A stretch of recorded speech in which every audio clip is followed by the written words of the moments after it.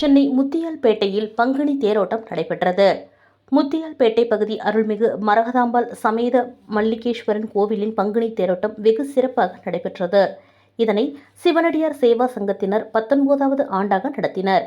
தேரோட்டத்தில் அருள்மிகு மரகதாம்பாள் சமேத மல்லிகேஸ்வரருடன் பஞ்சமூர்த்திகள் திருத்தேரில் எழுந்தருளிய பக்தர்களுக்கு அருள் புரிய வீதி உலா வந்தனர்.